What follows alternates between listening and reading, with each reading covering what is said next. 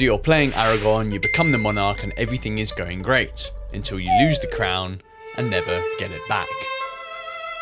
Which is why relying on the Monarch is not a winning strategy for this deck. So in this video, I'm going to be breaking down the cards that you must have included in this deck to ensure that you're winning games even when you don't have the Monarch. So if you watch football, you'll know that defense is the best offense, which is why you need cards like Shelfless Squire in your deck, because this card outright wins you games even when you don't have the Monarch. It has flash, and then whenever this card enters the battlefield, prevent all damage that will be dealt to you this turn, and then whenever damage that will be dealt to you is prevented, put that many +1/+1 counters on Shelfless Squire. If you wait for someone to tap themselves out by swinging 20+ damage at you and then you play this card, you're going to start winning games. And talking of defense, you want to play Socrates, Athenian teacher, for this bottom ability here, because you can tap this card and then until the end of turn, target creature gains. If this creature would deal combat damage to a player, prevent that damage. Then you and your opponent each draw half that many cards rounded down. You'll be surprised how many games you can win just off the back of how much card draw you can get from this card.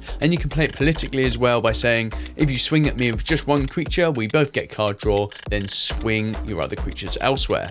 Then Village Bellringer is another creature with flash, and then when this card enters the battlefield, you get to untap all creatures you control. This is great defensively because if you're tapped out and someone swings all those annoying 1/1 chump blockers at you, you get to kill them all, and then on your turn you can swing out at them and win the game. And these two spells protect your creatures from board wipes, because if you sacrifice Boromir, they all get indestructible, and then Eerie Interlude lets you exile any number of target creatures and return them to the battlefield at the beginning of the next end step. But sometimes in life, attack is the best form of attack, which is why Blade Historian is a must-have include, because he gives all of your attacking creatures double strike. So if you don't have the Monarch, don't worry, you can still get through with your damage. Then Combat Celebrant gives you an additional combat phase, and if you combine that with Fiery Emancipation, that says if a source you control would deal damage to a permanent or player, it deals triple that damage instead. You've got yourself an insanely strong winning combo. And those with a keen eye have probably noticed all of the creatures so far have been a human type, which is why these next selection of cards are based around human tribal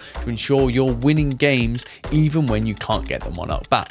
And Shared Animosity is a great way to kick this off, because it gives each attacking creature you control +1/+0 until the end of turn for each other attacking creature that shares a creature type with it, which is why Riders of the Mark is a fantastic card to have in this deck, because not only does it cost 1 less to cast for each human you control and have Trample and Haste, but at the beginning of your end step, if this card attacked this turn, return it to its owner's hand. Then if you do, create a number of 1/1 white human soldier creature tokens equal to its toughness, which at its base is 4. And when you've got cards that create humans, you want cards that synergize with humans entering the battlefield, which is why Theoden, King of Rohan is a great include, because whenever this card or another human enters the battlefield under your control, target creature gains double strike until the end of turn. And if you have multiple humans entering the battlefield, multiple creatures with double strike will win you games. Beragont of the Guard is another creature that synergizes well with humans entering the battlefield, because whenever Beragont of the Guard or another human enters the battlefield under your control, creatures you control get +1/+1 and gain Vigilance until the end of turn. And a great winning strategy in this deck with humans is using Lossonart Captain to tap all of your opponent's creatures, because whenever Lossonart Captain or another human enters the battlefield under your control, you get to tap a target creature an opponent controls, and at the beginning of your upkeep you get to create a 1/1 white human soldier creature token. And Horn of Gondor is also a banging card. Then with all of these creatures on the battlefield, you will play Adeline Resplendent Cathar, because Adeline's power is equal to the number of creatures you control, and then whenever you attack, for each opponent create a 1/1 white human creature token that's tapped and attacking that player or planeswalker they control. I've literally had this as a 15 power before, played King of Rohan to give it double strike,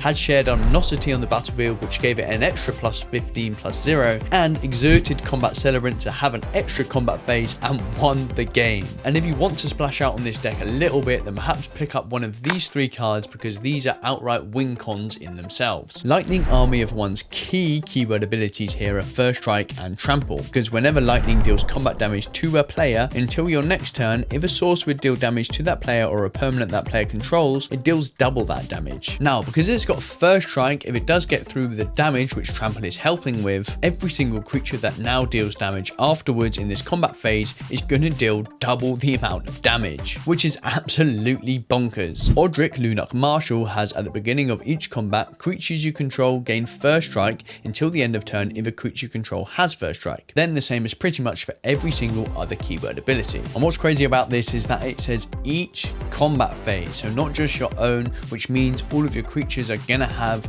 Lifelink, Trample, Double Strike, Vigilance, if at least one other creature has that, which is crazy, and then you become the threat very, very quickly once you play this card. And the final, probably most powerful card in this list is Greymond, because as this card enters the battlefield, you get to choose 2 abilities from among First Strike, Vigilance, and Lifelink. I usually go for Vigilance and Lifelink just because First Strike isn't that effective in this deck. And then humans you control each have the chosen abilities, and as long as you control 4 or more humans you control get +2/+2. So that's enough proof to show you that you do not need the Monarch to start winning games with Aragorn.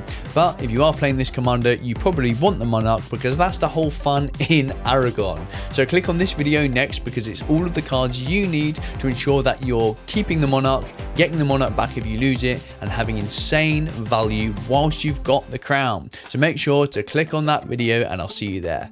Peace out, guys.